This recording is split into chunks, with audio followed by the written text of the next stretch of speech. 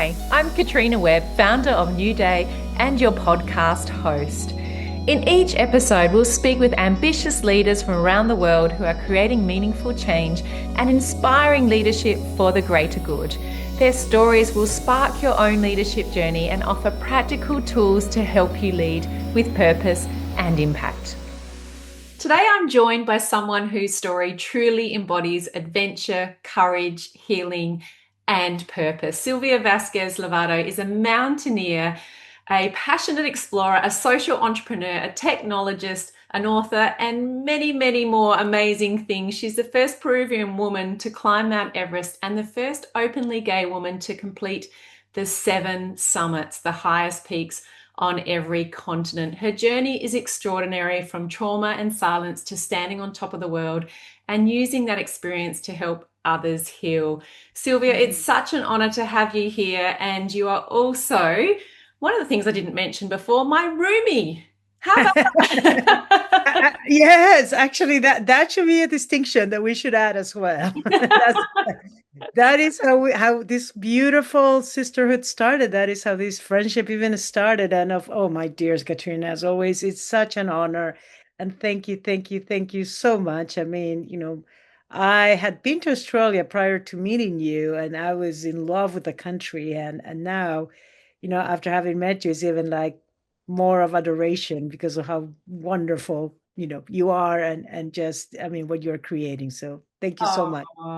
Thank you, Silvia. And I probably need to answer why you're my roomie, because it's such a beautiful story that we met in Kathmandu 11 years ago now, over a decade, and we'd both been invited to go to a Hollywood movie premiere of a movie called Sold. And you were my roommate, and I was so happy to share with someone. And I didn't know it was going to be you, but I was jet lagged from Australia, and you came in, over 1 or 2 in the morning. And so we both woke up, never met each other before. Our room was black, and we were like, hello, hello.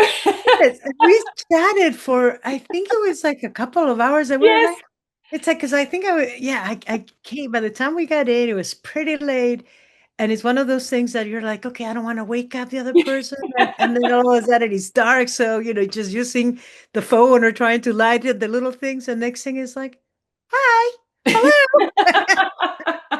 And it just became like, how are you? And then it's like, great, and blah, blah, blah, blah, blah. And I think we just started yapping yap for a long time. And it was such a beautiful. And then I think at one point we're like, should we turn the light on? And it's like, hi.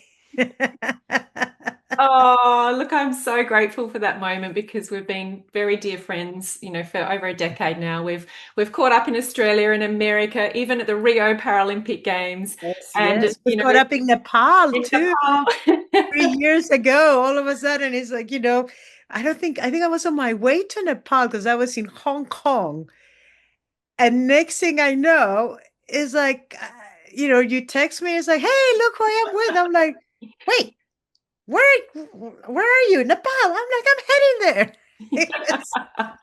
Yeah, but the beautiful thing about that, Sylvia, remember when our dear friend Dr. Shering, who was on this podcast about 5 episodes ago, he said to us, do you want to go to Everest tomorrow? And we're like, yeah, that'd be cool. So he just rings his friend who's a pilot, and then 5 of us just the next day got a heli, and we went to the Mountain View Hotel, and we're just having breakfast looking at Mount Everest. And of course, as I mentioned, you've climbed the 7 summits, which I can't wait to unpack. But how wonderful we had that moment together. That was the first time I had with you, seeing the beautiful Mount Everest and having breakfast together in the Himalayas, the place that healed you.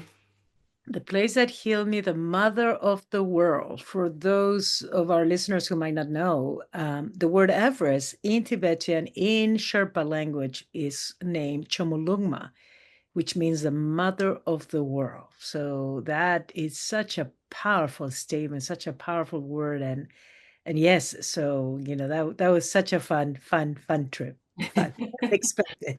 Oh, so Sylvia, there's so much to talk about with your story, and I think best place is to let's go back to the start, because I mentioned you're from Peru. But tell us about being Peruvian and what it was like growing up in a country again with incredible mountains.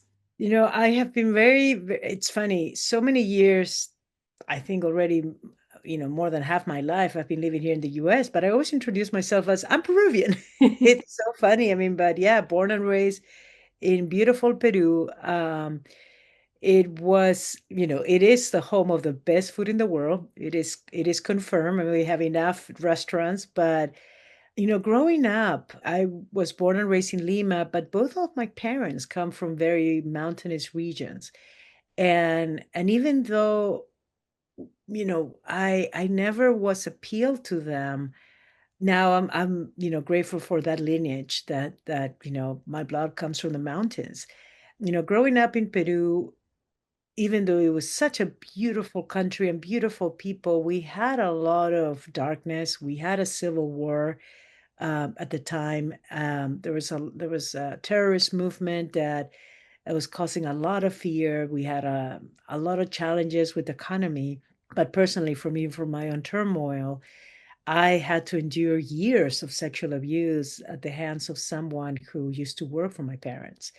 And so sadly that took away, the joy of growing up. It just made me, kind of being very I would say fearful of so many things. And so, even as I was coming into my teenager years, the thought of mountains was like, yeah, you only see it like the toughest of them all. So I'm not even there.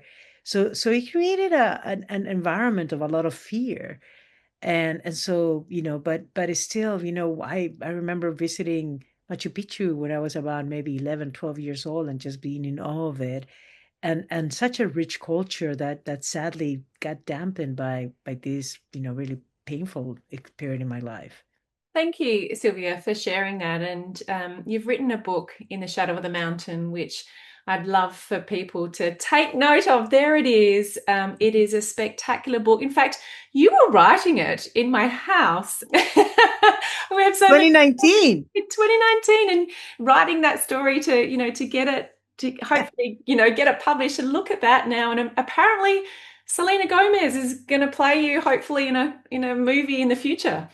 Yes, that was so funny. That was actually, I was in the midst of writing the proposal, and so, I mean, more than anything, being part of the beautiful summit at the stadium that year. But yeah, I remember it was this the announcement, because I had left the corporate life, and it's like, in the process of this, and he knew what it was going to become. But and it is so funny because maybe we'll share a little later. I mean, I had drawn what I loved about the cover of this book is that I think it was a year before, in 2018, when I was starting my journey of sobriety. In one of those moments of quietness, I had this dream of I'm going to write a book, and I drew something, and I think I can show it here. And it's hilarious because I remember just keeping that on my vault of, okay, well, little things that, I'm just going to keep it for myself. And when the book came out, and let me just show it to everyone here because I think it's worth sharing the power of bringing our dreams to reality. But look at this photo. I remember this is the photo I had scribbled down, and I had kept it to myself. And then years later, when the publisher, now this photo was for me. It was on my vision board. Nobody had seen it. It was just me. But then when I get the UK publisher sending me, Wow. the photo of the book, it is exactly Wow. that I had dreamed. And that is the other part that is true magic, is they have a little, like a young woman wearing a red backpack, Yes. and nowhere in the book I say that I have a red backpack, and it is actually what I carry. That is the color of the backpack that I took to the top of Everest. So talking it about magic, Yeah. talking it about these unexpected things, but yeah, there was a lot of yeah, the time I remember is like, oh, writing the book, who knows what's gonna happen? And boom, this has Yeah. been quite a special journey. Because you have written and very openly in your book, Sylvia, about your childhood, and you've done a lot of healing and worked really hard to get to a point to be able to share that, not only in person, but also to document it in the book. So I wanted to acknowledge that part of your journey. But there was a point where when people do read your book, and I please encourage people to do that, is your beautiful dear mum, who's no longer earthside with us, but definitely I know she's with you in spirit, said to you, I think you should go to the mountains. Yeah? It was, I think, my, well, she's the one who brought me back to Peru, because my life, I mean, ultimately, I mean, what made my abuse really hard is that, it went uncovered for years. Like most of these, criminals will tell you, don't say anything, or, they put a lot of fear in you. And so I kept it to myself. And I was only when I turned 15 when I finally told my mother, and this broke her heart. It took a lot of healing for her, and she spoke to a therapist who encouraged her for me to leave Peru, and that is ultimately one of the reasons that I left my country. I managed to get a scholarship to study in the US and a chance to start a new life. But when we run away from our problems, when it doesn't matter wherever we go for any undealt situation, it comes back and bite us. And so for me, that pain that I kept running away turned into an alcoholic addiction. And I remember struggling in my 20s. And I also had just come out. I didn't have a lot of support from my family. And so a lot of that confusion, a lot of that pain, I think just pushed me to numb myself. And when I got into a lot of trouble with my drinking, because my life literally was spiraling out of control, my mother had me come back to Peru and do a powerful healing session of ayahuasca. And ayahuasca is an ancient indigenous medicine, and I talk a little bit about it on the book and the whole journey. But it is on that healing vision that the figure of a mountain comes into play, and that is what put the seed on it. So in a way, it was my mother's wisdom to do this medicine, and we always say, mothers know best, and I want to be very as well, compassionate for, mother too. Some of us might not have the traditional mothers. Some people maybe have had surrogate mothers, or maybe they were raised by a male figure. Mm. But the love or the unconditional love of caretakers, sometimes they know. I mean, my mother couldn't be there to protect me, and she was a complicated person. But it was this, and I remember reaching out for help. I had been arrested in the US for my drinking, and was about to get kicked out of the country when she said, I think you need to do this. And that is what opened up this journey of getting connected to mountains, which I would have never thought it would have led me there. Because you weren't a mountaineer. You Not at all. were you always into adventure? Not Not, and I was a sporty spice. I mean, I enjoy my sports. I used to play soccer.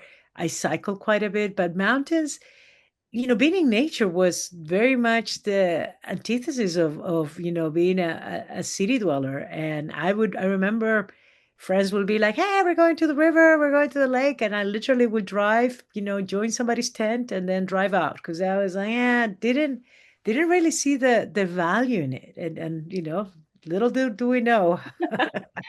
so you I get was this vision, Sylvia, to go to the mountains. Explain more what you saw and and what did that feel like, and what were your next steps to I then mean, become Everest climber, but also to do the seven summits if you weren't an adventurer or a mountaineer? I remember in the vision of ayahuasca, first thing that pops up is me as a little girl. And I, for such a long time, I was so angry at the image of me as a little girl. And if anything, I wanted to disassociate.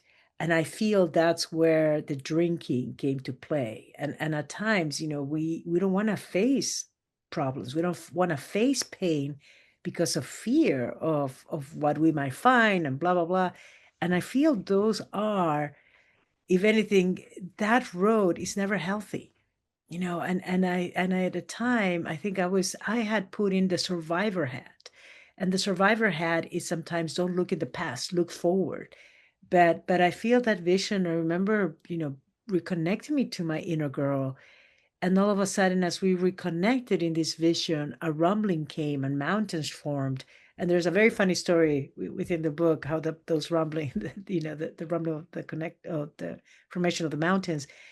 But I remember just feeling that a mountain, like why? What in the world? Like what the hell is this?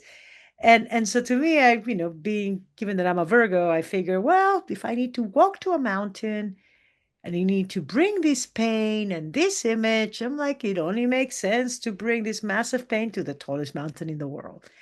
And that's when I decided, let me go to the base of Everest. And I had never in my life done anything like that. I have never, I mean, barely I went to a camp. I didn't even own a tent. And so all of a sudden I'm just like, okay, but I remember there was a part of me that almost wanted to go to these, go to the base of Everest or just walk around it just to prove that what I had seen was baloney. There was, I remember this side of me feeling like, yeah, okay, yeah, yeah. It's almost like, let me take these, I don't know, Spiritual, like, yeah, visual. like, Yeah. it's like it's not gonna amount to anything. I'm like, yeah, let me just try going. It's like, what am I gonna find? Yeah, it's almost like, challenging it. And little did I know is that somebody up there is like, this one particularly. And I landed in Nepal. I remember landing in Kathmandu, with never didn't even had any of the gear. I mean, my friends had lent me some of it, bought a lot of it in Tamil, at the beautiful, I mean, for those who have come to Nepal, that's the largest, I think, outdoor supermarket in the world. It's unreal.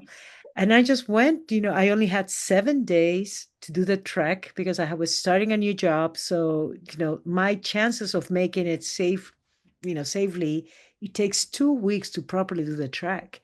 And so there was no way I was going to get any far, but there was a part of me like, let me just check, check the box. I went, I was in following a mountain and nothing happened. And it was when I came across on my second day.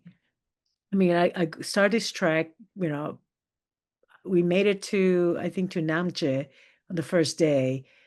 And then the second day, we come across, I mean, we kind of hiked out from Namche, and I think I have the side of the Himalayas, and that, now it makes sense for me what literally happened to me then at that point. But I think, for the first time in my life, I felt a sense of safety. There was a situation in which those mountains, that range they're so gigantic. And because there was also this part of humility and I would say fear. Because I remember it's almost like, I only have so many days. I have to watch it for altitude because you get sick. So there was a part of like, okay, well, I don't want to, be evacuated. And I know going up really fast can be very dangerous. So there was a little bit of that warning. But I remember just there was a sense of awe of just seeing those enormous mountains for the first time. But then there was a beautiful sense of like reverence and protection that I felt, something that not a single human had given me in my life. And it was so powerful that I felt, and in sense of, instead of feeling this, I would say, attitude of ego, just like, oh, what is that? Blah, blah. I remember just being in so much awe that something inside of me, like, I remember like feeling this sense of courage and just awe and an enigma that I wanted to be surrounded by this, and I wanted to keep walking and walking fast and seeing like, wow, what is uncovering it.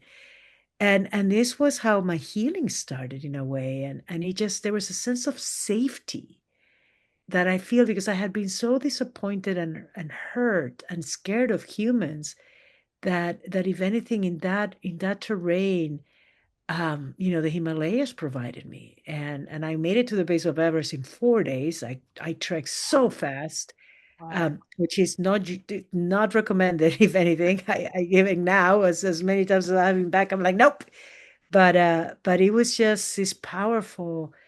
I just remember feeling like I just want to see more. I remember like my heart kept opening up even more. But and to the point when I got to the base of Everest and I got to see the sunrise, climbing this mountain called Kalapatar, and just seeing that powerful vision, just seeing the sun rising from behind Everest and literally lighting up Everest.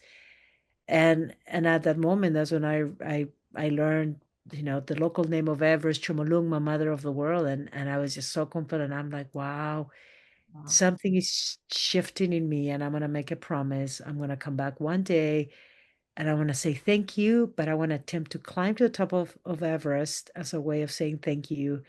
But it's scary and it doesn't look easy. So I'm going to make a promise and I'm going to come back as an experienced mountaineer and come back with a social cause.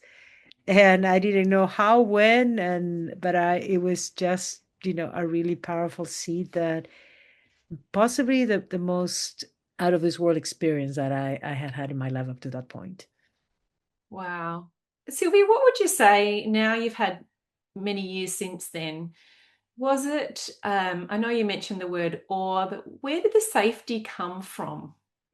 This is, no, we might be walking a little, I hope it's yeah, it's funny because I've walked, I spent so many years in the tech world in Silicon Valley, and now all of a sudden I'm like becoming a whole preacher of the mountains and nature. I feel it does come from, nature, mountains, forests, the ocean. They have been in existence for much longer than us, and they are our teachers. And I feel that in my case, but this is one of those things, and there's a beautiful Buddhist saying, when the student is ready, the teacher will come. And I feel in that end, if I might not have done ayahuasca, if I might have just gone like, hey, like many people who climb Everest, are going to conquer the mountain. If I would have might gone with that ego, I might have not been, inclined to feel a connection. Is the fact that, even though there was this little side of me that is like, yeah, what am I going to learn from being in nature? But the fact that I was putting myself there, and I was bringing my little girl, that I was bringing this very vulnerable, innocent side of me that I had just recently been making amends with. And I feel that that's maybe like my heart was open and my heart was being, I wasn't coming in a conqueror mode. I was coming in it with a little bit of humility and fear. And that's when I feel the teacher came, and in a way of mountains being like, we are here to teach you that you have you can grow your courage. We're here to teach you about awe. We're here to teach you about expansion, because what was powerful for me, and we've been very fortunate of having been to this region, but how tiny we are in comparison to these gorgeous gifts in the world. How, like, and I usually, when I give my talks, I love showing this photo of just how insignificant we are. I feel that for, I mean, possibly the same example is for anybody who goes into space and they realize like, wow, we are just this tiny little thing.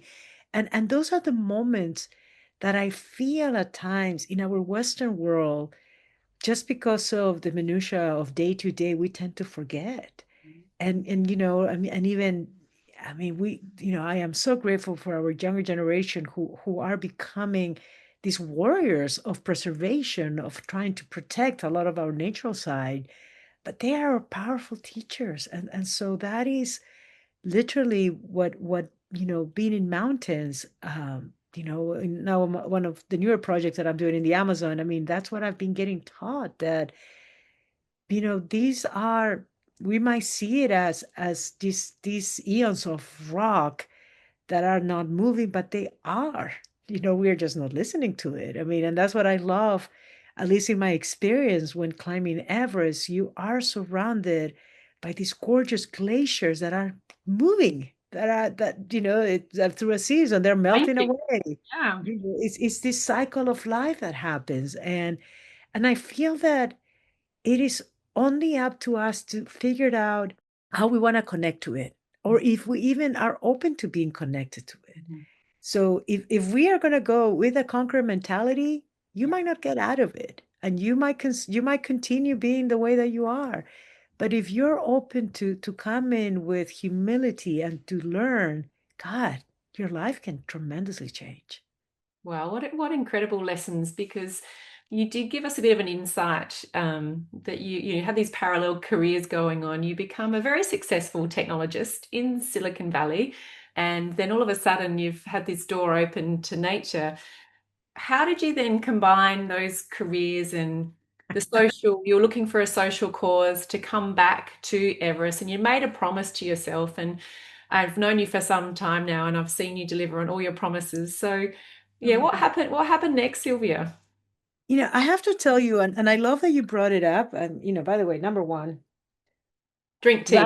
gratitude, Yeah. gratitude, being thankful. I feel that is one of the biggest lessons I think that I'm grateful that I practice in my life. But I have to tell you, I mean, I am, getting to to Silicon Valley, to be honest, even though I was always a nerd growing up, even in Peru, I started playing with computers. I wish I would have played more with it, but I think it allowed me to pay for my mountains because, what was one of the hardest things was, I couldn't get any sponsorship. And even up to now, is always an interesting one. But I do credit that, I mean, what at least working at the time I was with eBay, and it allowed me to travel around the world, and I was helping them launch very complicated systems, and so it kept challenging me mentally and from an intellectual standpoint. But I have to tell you, I mean, I feel that,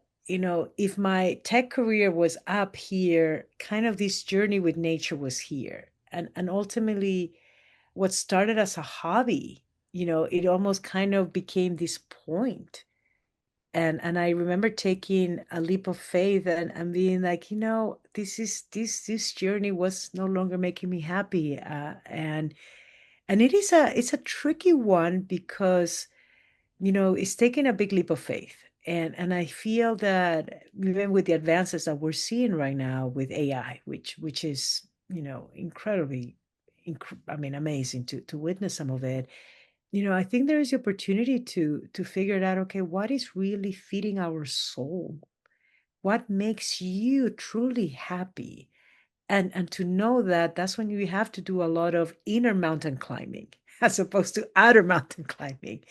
And I think that, I do credit my tech career for the opportunity to have been able to kind of launch my, like, being able to go climb the mountains. I mean, and I think when we met, because I had left the mountains for a while, and I talk a lot about it on the book, and life gets on the way and blah blah blah. And I remember I was not climbing for a while, and it was a very painful, you know a combination of painful experiences that ultimately had me reclimbing again and trying to align myself. And that's what I love about, and I think I met you right after I had done Aconcagua in Argentina. And that chapter to me is so powerful because it's almost the reconnection of getting back into like, wow, I had made this promise. And so, the couple of things that, I'm grateful for my career in tech that allow me to be able to pay for this funding, but keeping that promise that we make to ourselves on anything that you want is possibly one of your biggest challenges, because excuses and distractions are always going to be thrown your way. And the idea of the perfect timing, that, okay, if I have this dream, if I'm making this promise, it's like, let me wait until blah blah blah so and so happens. There might be some circumstances that definitely, you might have to do, if you're raising kids, and there are certain parts, but I would say keep checking yourself. That dream there's never going to be the perfect timing for the dream. There's never going to the perfect scenario is not going to present itself. And the one thing that I can with 1,000% conviction say, it's never late. And it's you just have to stay clear with your vision, stay clear with the dream, stay clear with that promise that you want to bring to do change or to whatever you want to bring into your life. But I feel more than ever that's part of our role here. We all have. I remember for years I got too comfortable talking about the dream that one day I'm going to climb Everest. And there were times that I was just comfortable talking about it, but kind of almost like, "Oh, I don't want to do it." And I was like, "Oh, it's too cold." This and that. I mean, but I have to tell you, I go back into the repetitiveness of saying it. I think it was maybe what kept, me eventually executing on it. But yeah, I would say, the gratitude, I mean, and for many, you know, in my situation, and I have had a lot of my colleagues who still are, with eBay, who are, because then from eBay I went to PayPal, blah, blah. And it is, if you have managers or people that you're working for who are, helping you expand that vision of being of purpose for all means, like, amazing. In my case, that was no longer the case. There was a lot of ego politics that I really wasn't fitting well, and it was almost compromising my own light. And on that end, I mean, it was, the decision that, I maybe I need to try or give it a shot and do a whole 360 or 180 and take this leap of faith and the magic of writing one day, writing this book to ultimately, holy man, this is crazy. And the film now development, it is these unreal things, but I feel is the minute that we do something from the heart, especially in service of others, magic will happen. And I remember even as we started trying to sell the book, we were getting rejected left and right. And I had a motto written, and I still carry it. I have it on one of my walls. That why am I sharing the story? It is to bring an end to the sexual exploitation of young people, to allow also those who are suffering in silence, who had gone through what I had gone through, to know that they are not alone. And that is stubbornness of being like, that is why I want the story to come out, is ultimately why I feel it found the light of day. But yeah, I mean, it's I tell it as, I mean, almost like a salesperson, just trust, if you have that vision, if you have that dream, and if you have that promise, trust it can happen, and it will happen. Sylvia, do you think your technology skills have made you an incredible mountaineer? Do because sometimes we study something, we have a career, and then we do take that leap of faith. Do you feel like, meeting lots of different climbers around the world, that you go, wow, I use my technology thinking all the time. I just play in a different space now? I'm having a big smile because I want to go the little sarcastic route. I saw a lot of the tech bro culture that is like, oh, you know what, I'm God. And when I got to the base of Everest to start climbing my expedition, I mean, all the freaking egotistic climbers, it was like the same. It was mountain culture, and I was like, oh God, they're jerks on the tech side, they're jerks on the mountain side. So I'm like, yeah, I've been around the world. Um, but no, but now on the other question, which I like what you're asking me, I feel I do, what technology helped me do, it challenged me. And it was just, an understanding of, I became an expert on a very complicated corporate software called SAP, which is a competition to Oracle, that it is helping smooth a lot of processes for companies. And so I remember, we needed to implement and to change, behavior and all of the different things. So it actually, I think it pushed us to at times adapting to new things. Mm. Uh, and so that was actually, if anything, if I was to bring one key attribute, which doesn't just have to be in the technology world, but anywhere, is always adapting to that change, to knowing that, especially with technology, things become obsolete. So the way that you were doing things 2 years ago is not always the case. And so I remember, in while I was climbing the mountain, the only thing that was consistent was change. We didn't know. I mean, we were pretty much, we're prisoners to the weather. I remember there was a lot of uncertainty, like when is an avalanche going to happen? And it could happen. And we will fall asleep. So funny. Another funny thing that I have no issues. I think one of the great, I don't want to say great, but one of the parts that I developed as a little girl, I could sleep anywhere. So, and I remember there was one time a bomb that exploded in the house next to mine. And everybody was out the house except for me. I was like deep asleep, and it's like, Sylvia, wake up! I'm like, Ugh. So I have slept through a bomb, and so I remember in at the base of Everest with all the avalanches, it just reminded me of being home. So I was just like safe and sound.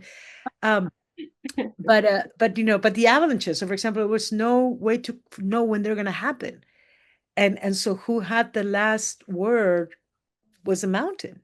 It's like a shift change. And I remember even one of the rotations we were going to do, we were already set to go when on the radio, like there was, all of a sudden we hear this message like, oh shit, avalanche, avalanche, we can go. This crossing is closed. And it's like, I was like, all right. And so, the only thing that was for certain in mountains was change and unexpectedness. And that was the one I would, if I can go back to my tech world, is change. It was constant change, knowing that, for us, and especially what I was leading, is that we needed to make sure to introduce change to understand, okay, what keeps getting developed, how can this help us? And so maybe that was maybe one of the biggest parts that literally, and a lot of uncertainty, a lot of the unknown, uh, which is what really was, very, very frequent. And also the fact that, which doesn't translate in mountains, but we were always like, in tech, you had to constantly launch, if anything, yesterday. So we were in constant mode of like speeding the process. And that's, part of, in a way, good and bad, because not everything works that way. And I feel, even with the introduction of AI, it's almost like, oh my God, how things keep moving. But change is consistent. And it is, my biggest analogy of AI is, it is almost like this wild horse, and you need to learn, and it's a wild horse that is galloping, and if you don't know how to gallop it with critical thinking, I think it's going to gallop you. And so it is, it's more complex than that, but it is one of my analogies, how I see this really rapid change in technology. Wow. I'm going to go back to you wanting to go again the second time to Everest for a social cause. How did you develop courageous skills, and what did that social cause do at that particular time, and what is it still doing? I have to tell you, it was really cool. Not sure, but what was actually, for me, in a way of reflective, is that I make a promise. I'm like, I'm gonna come back with a social cause, and I spent a good chunk of years trying to figure that out, and I didn't know what and how. And this is part of when you're making a promise, when you're dreaming something big. I remember, like, I was at the time married, and figured out, okay, maybe something that I do with my wife, or and we were getting involved. We started a nonprofit, but something I remember doesn't, it's almost like you're putting something on, and it doesn't feel right. And other people are like, oh my God, but it does. And then, but ultimately, you need to listen to yourself. And in a way, that journey of being like, what do I do? I felt maybe I do it on behalf of the Red Cross, something that would be still, very honorable, but it just something, but it almost like it was something that I just never felt like, yeah, what is calling? And it took me many, many years until it hit me so clear at the top of a mountain. I was doing Aconcagua, and it was just ridiculous. The day after the summit, in my dreams, like a voice that just came almost like as if I was doing an ayahuasca journey, like very clear. It's like, you gotta keep climbing. You made a promise, and you're gonna bring survivors of sexual violence to the base of Everest. And I was like, what the? Like, yeah, it was so that, I remember getting up and being like, wow, altitude, what's happening? And but it was just such a clear path. And that is when I like to tell others, when you are like, I want to contribute in a particular way, just keep asking, keep asking, keep asking. And I think that that ultimately, that's even what led me to, for both of us becoming roommates. It was that search of, huh, if I need to bring with survivors sexual violence, and I'm going to climb in Nepal. Well, in Nepal is going through this horrible, at the time they were having this massive epidemic with trafficking of young girls. So I figure, okay, well, why don't I work with trafficked young women? And the one thing also is like, I needed to work with these young people and bring them into nature. And I'm like, oh my God, I got to bring them to the base of Everest. And it's like, is that going to work? This is crazy. I don't think it worked. It worked for me, but how do I know it's going to work for others? And so that is what started for me to launch Courageous Girls. And I started, trying to convince people like, and it was funny because there's a lot of vulnerability. Like, can nature heal me one time and I can heal, I don't know, it could heal you.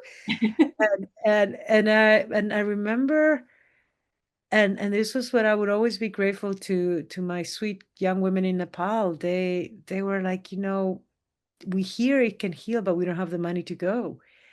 And ultimately, that journey together, it helped heal, which I am which is actually what the book is about, talking to that journey, which to me, literally, that journey with these young women gave me the tools for me to ultimately, have the opportunity to summit, because nothing was guaranteed. And it was just really powerful on all the lessons that taught me. But Courageous Girls started, working with young women.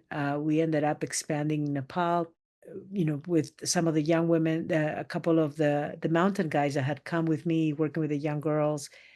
We ended up, working with different parts in Nepal, teaching young women the power of being in nature, the power of being in the outdoors. We were able to get several trekking guides from there, and in a way, to me, it put me, and I'm, I feel I can put it, maybe one of my titles, a dreamer. It reconnected me to my country. When I became the first Peruvian woman who summited Everest, my country gave me, like, they threw the red carpet for me in a way that I had I never imagined it was going to happen. Made me a little bit of a cultural figure in my country, and it also had me. It opened up the opportunity to start working and expanding Courageous Girls in Peru. I was working with survivors of sexual abuse. Sadly, sexual violence in my country is still, very high percentages. And so I started working with a group of 21 young women who had been sexually molested in their elementary school. And this thing had happened for years, and ultimately, they were finishing their last year of elementary school when everything came out. And of course, it was almost the same shame that I had experienced in my life. And I ended up making a deal with them and being like, I'll put you through the best school in the area. We can heal through this together. And so I was paying for the best school in the area for all these young women when the pandemic hit. And because they were from a rural part of Peru, I saw how rural education got, collapsed. And so, they graduated 2 years ago. But it's now brought me into trying to change rural education, which is what I'm doing right now. And so now, having been, still a technologist at heart, we are using AI to try to, revolutionize rural education. And so I'm starting a big pilot project in Peru with 800 students in the Amazon, following, my passion of, you know, helping the next generation and bringing a little bit of technology in it. So it's even for my own vision, what started with working with young women, ended up developing and evolving, but that is now what I am focused on, which is exciting for me. That is so exciting, isn't it? It's like you've gone and collected all the parts that you needed to be able to get to this moment. How does it Yes. feel, Sylvia, when you're able to take the focus, in a sense, off yourself, even though I know you were still healing along the journey at the same time? How did it feel to be able to pay that forward to other people? Oh, I'll tell you, out of the 21 young women, only 15 were able to graduate, and out of the 15, only one was able to get into a university. So I started paying for her university. And this year, she won a scholarship to Italy. And she had never been on a plane before. She is doing her nursing degree. And actually, I had to be in France for the baptism of my new goddaughter. But then, and I've been so grateful to have traveled, all over the world that, I look at Europe like California, like the US. It's like, I can, Yes. anybody, if anybody has an idea how to go from A to Z, reach out to me because I know my mapping quite well. But I remember I was able to be in Milan when my sweet Makeline arrived, and it just, it was so powerful because it not only has changed her world, but it's changed her family, and I know it's going to change generations to come. And so to me, seeing that, was almost, it's just like, wow, what a God, thank you so much for this opportunity. And if anything, it's giving me more like, okay, but if she did it from such a remote place, imagine what we can unleash if we were to give the opportunity. So if anything, it's made me more emboldened because I'm like, it got like, How do we make it more of a difference? Yeah, yes, God, it can happen. So I'm, absolutely. And that's healing as well at the same time, because I know they do say if you're in a struggle, one of the things that can really make a difference is go and help somebody else. I mean, Yeah, yeah. if I break down my promise at the base of the mother of the world, it was heal myself or prepare myself and help heal others. Those two, Yeah. at the end of the day, I mean, that is the secret combination. And I feel that, and of course, and I've struggled with the first one, help heal myself. And it's sometimes much easier to focus on others. And that can have a negative impact, which has happened in my life. Many of us sometimes are wired for a lot of compassion, and I mean, especially like in my country, both my parents were very poor.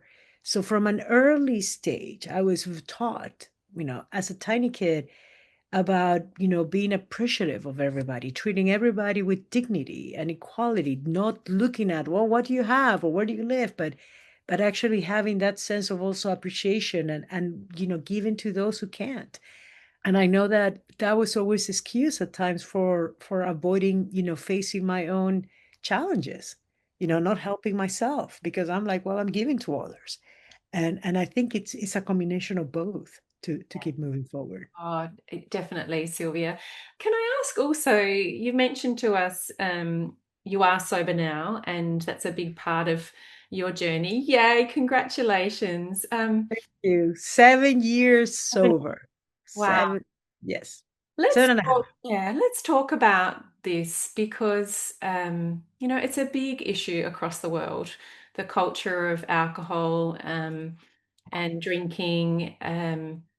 I'm right now doing a 30-day. I try and do it every year where I take a whole month off and I don't drink. And I'm also right in the moment of reading about alcohol and sobriety. And I'm not a big drinker anyway. However, the more I'm learning, the more I'm realizing that not drinking is the best thing for us, full stop. Mm-hmm. Yeah. Can you tell us about your journey? Yeah, and I talk about it in the book, if anything, mountains and to be completely, I mean, open, mountains kept me sober because I really couldn't drink. I mean, I remember when climbing too, I didn't want to die in a mountain. And I made very clear the promise that I was going to climb, always with guides. I'm not a mountain guide because I didn't want to endanger anyone. That was part of, like, come back with the right experience to do Everest, because I have seen enough that, when you do things solo, and anything can happen. You can, like, a storm can happen out of nowhere. And, like, I've been in situations in which, in, like, mountains that are less than 4,000 meters, a storm has come and boom, next thing is you're out. And so if anything, I had so much respect for mountains, and I treated mountains like temples, that it was like, I'm not going to drink there. So it was almost like this control. But then, if I saw it coming down, different stories, like, oh, party. And so if anything, my mountains kept my drinking checked. Mhm. And to be upfront and honest, I remember I came back from, like, and the book, spoiler alert, just finishes at the top of Everest. But as I started getting a lot of the recognition and a lot of the accolades after Everest, which I had never imagined, my drinking was starting to loom behind. And it was starting to it was showing up, and I was starting to lose control. And to the point that I think it was when I finished the last of my 7 summits, I got into a situation. I went through a breakup, and I remember, never forget. I remember I had therapy. I went to see. I had a session with my therapist, and next thing, a friend called me. He's like, "Hey, we're getting together." I was like, "All right." And an innocent little drink turned into like 6 hours of drinking, and almost like, getting into a second DUI. And I was sick for 5 days. And that's when I realized I have to do something, because it's either one more drink or my life. And I remember, my struggle was that what that somehow didn't work for me.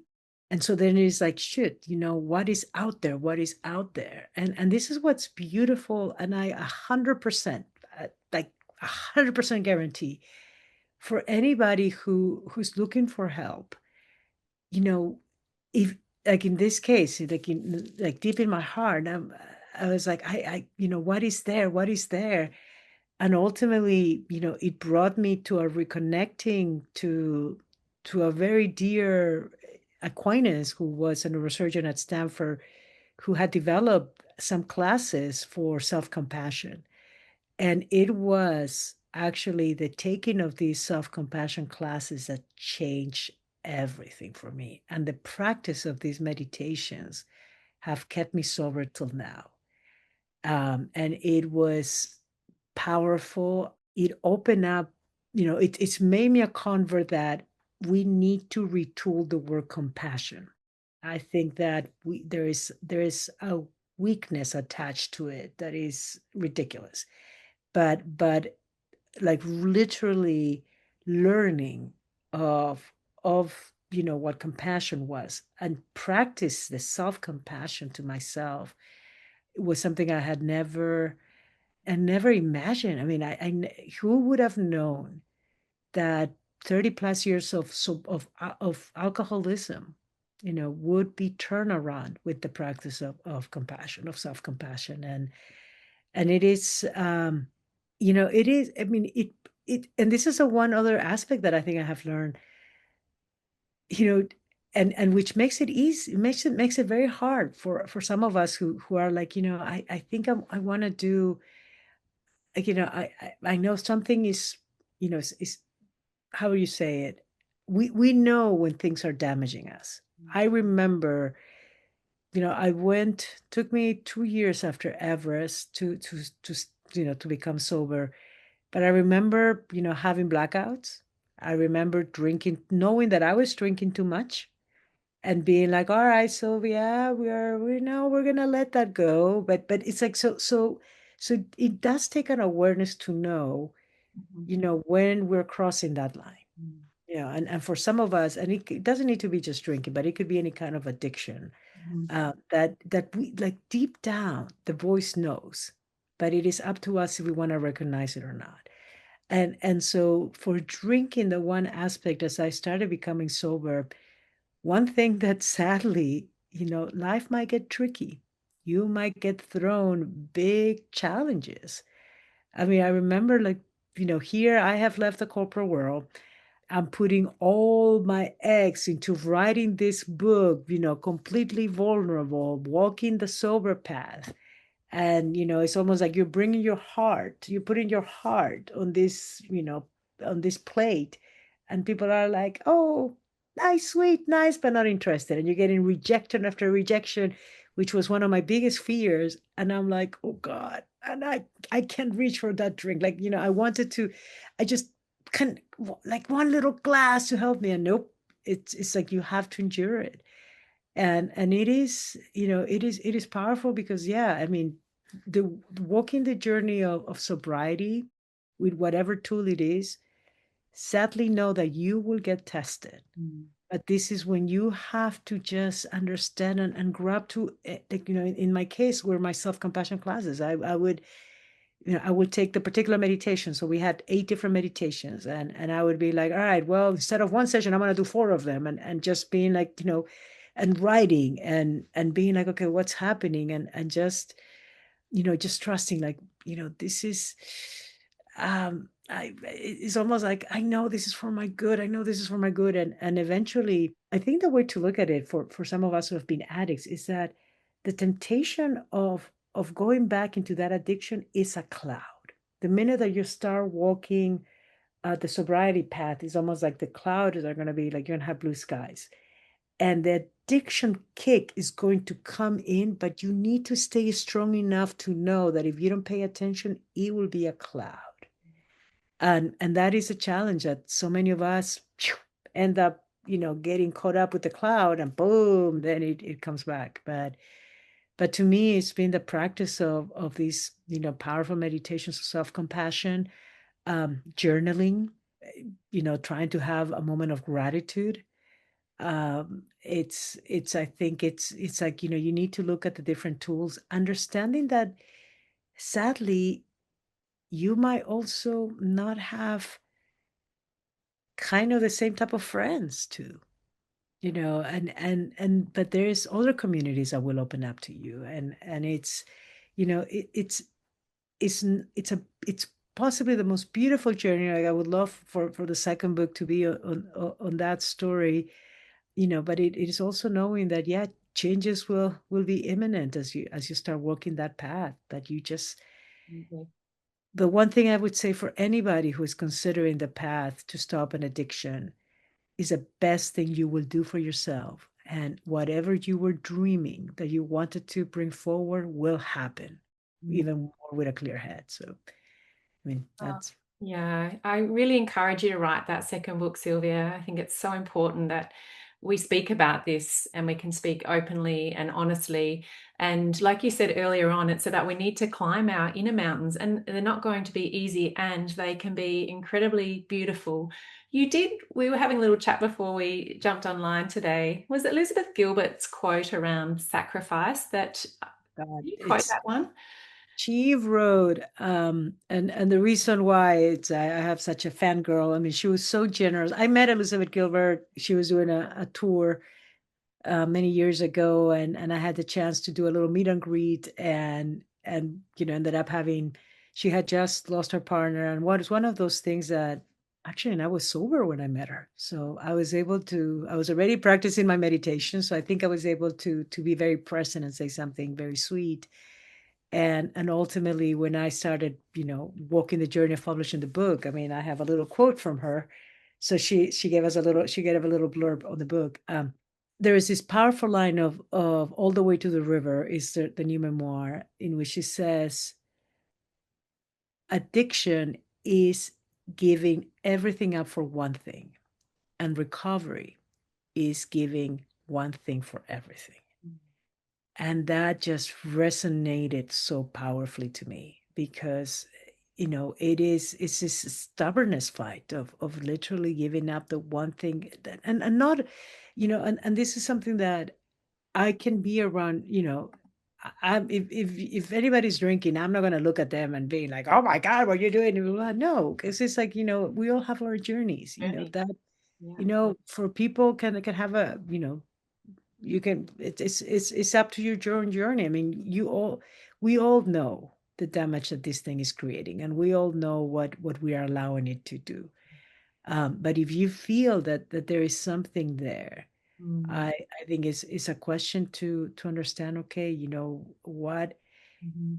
you know, what is underneath this pain. And that was my biggest, I guess, journey, like when going through that inner mountain, to understand that I even had hit myself from forgiving myself from a, it was much easier to be there for others than to be there for myself. And that, at least, what self-compassion taught me, and how to walk the path. And at times it was also continuing the healing, with that inner child, or those circumstances that were against your will.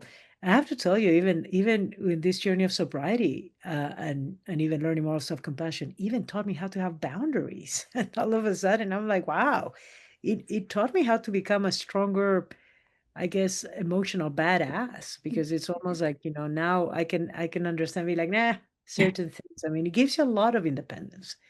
And it's been this wonderful journey. But that, yeah, that is ultimately, those two lines from Liz Mhm. really summarize what we have on the line for us. Mhm. And the great news is that the change can happen. It can start at any point. At any We're point. That's never late. We're never late. We're even if you might have had setbacks, even if you were a year sober and then you fell the wagon and you're realizing, like, oh God, just know that it is, you can always start. Every day is an opportunity, as you're, even in the darkest moments, reach out to anyone. You can reach out to me, you can reach out to whoever you want. I mean, and also know that, maybe you might not hear from one person, but keep reaching out. I mean, it's like, especially when it comes, when you feel that I am helpless, it's actually when that admission literally, boom, can create incredible magic. And Mhm. yeah, I mean, it's I mean, I laugh because, as a sober person, I have had some incredible experiences. Like, I've attended some gatherings that I'm like, seriously? Like, yeah, I remember being at Selena's birthday party many years ago, and being like, Selena oh, Gomez, by the way. Yeah. yeah. And it was just as funny because I'm like, here it is, this very special, blah, blah, blah. And I'm like, sparkling water with lime, please. And I was like, I can have any champagne I want. And it's like, nope, nope. And it just made it special. But it's been very funny on that note. Oh, brilliant, Sylvia. And as you said earlier, when the student's ready, the teacher appears. And this is why I hope with our New Day podcast, we can talk about leading for the greater good, leading for ourselves, to heal ourselves, and also to pay it forward to others. Where does Sylvia go now? Like, you climbed all 7 summits, which we've talked briefly about today, because that is a significant part of your journey. But you've got so many parts to your journey. What's Sylvia doing now, and what's your vision for the future? It's so funny. I mean, left the corporate world. I have been very lucky to have reconnected back to AI, to have had already a lot of experience in terms of what technology, some of the good things that it can do. And so now I'm bringing, focusing on AI in education. So, the project of the schools, it's been, on that very early stage development, and, have incredible people in Peru who are bringing that vision. I mean, to understand, or to explain myself better, it's almost like, I'm kind of figuring out, all right, how am I contributing? What is my own contribution to leave, this world a little bit better than when I came in. And so, or almost thinking, what's my legacy, which is a funny word at times to use, but, what am I doing that, just like, my sweet little young women who, who is, going her, like, from a remote place to being thriving in Milan is like, wow, which in a way kind of, brought me when I left my own country, blah, blah, blah, all the changes that it brought. Um, but so one aspect is the schools, that hopefully, we can, to me, the dream will be if we can show how it works, open it up to do it in multiple places around the world. On the other end too, for me, I am a storyteller. I love sharing stories, and I give keynotes around the world, but it is almost like figuring out as I'm going through my own journey with the development of the film. I have some ideas to develop in documentaries. So to me, it would be an opportunity as well to keep bringing stories of others who are doing incredible thing. I want to bring the stories of the nuns that I met along the base of Everest, and their work, their chanting, that very few people know how powerful it is. I want to be able to bring stories from, different communities, and being able to, almost like connect to it as of late, what I have been learning, the power of nature. How our indigenous communities, we're such fierce defenders of the trees, of the mountains. I mean, trying to create so much harmony.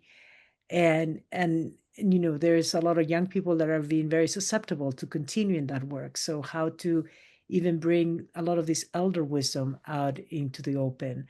And for trying to, I see myself, I mean, if I can keep sharing my own journey, my own stories, put myself to be of service. I mean, at times those are, with good education, we can bridge a lot of the lack of opportunities, provide young women a voice so that they know, what are their rights, and how to prevent a lot of these abuses that are happening. So there is things that keep me entertained, for the time being, is this whole journey of kind of becoming more of an educator, going through my own journey with the story development. I mean, it's been never in a million years I ever imagined that I would be on this journey of potentially share the story in a much wider part.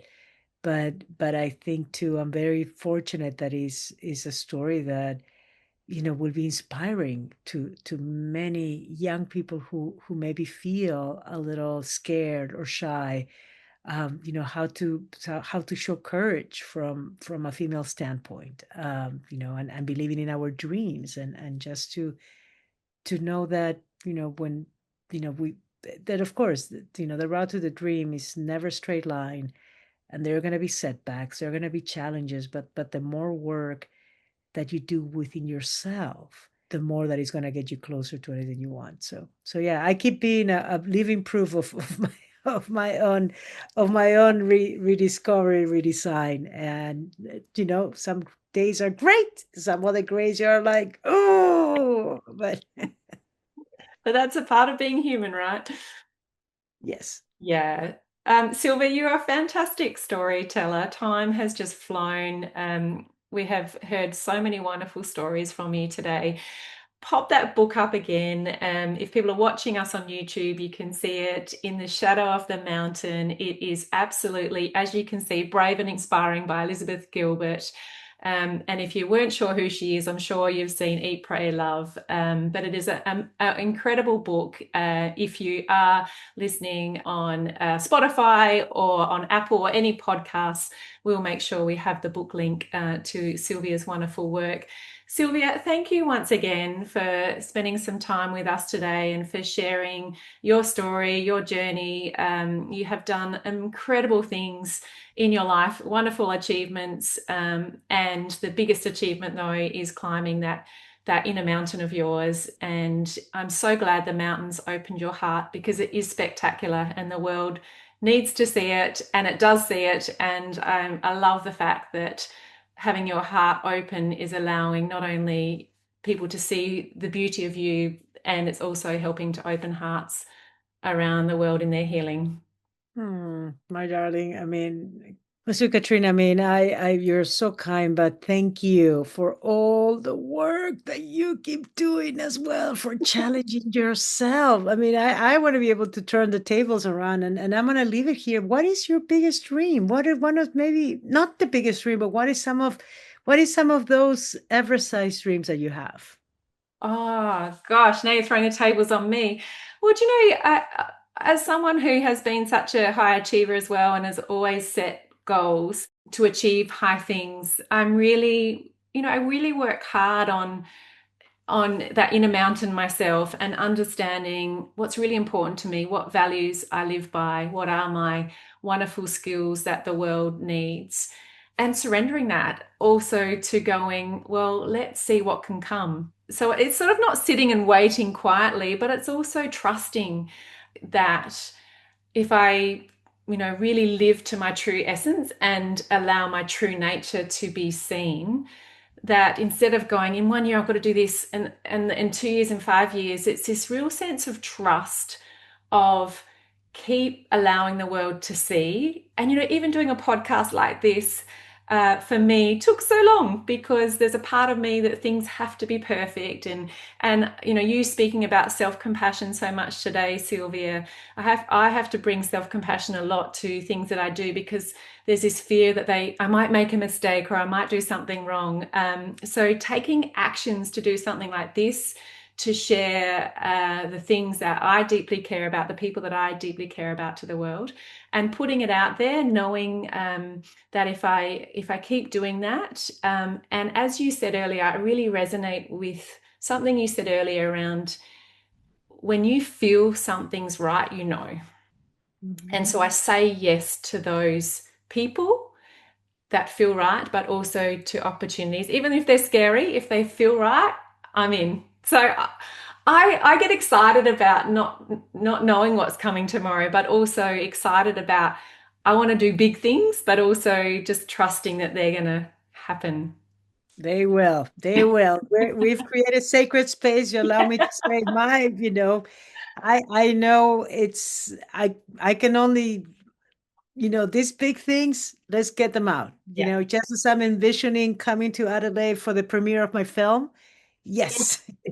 we Absolutely. the Yeah. big things will happen there. So That's right. I told you this last week when we were talking, but I've got a vision board that I'm creating downstairs at the moment. It's nearly done and it's got your face over it, and a few other different things. But I know we were destined to be roommates, and yes. destined to do things together. So thanks for coming on the podcast today. Love you dearly, and can't wait to come to your movie premiere of In the Shadow of the Mountain. Oh, no, you'll be in the front. Listen. Yeah. Thanks, Silvia. Alrighty. Bye. Thanks for tuning in to the New Day podcast. For more inspiration and tools to lead for the greater good, visit newday.world. Keep leading with purpose, and we'll see you next time.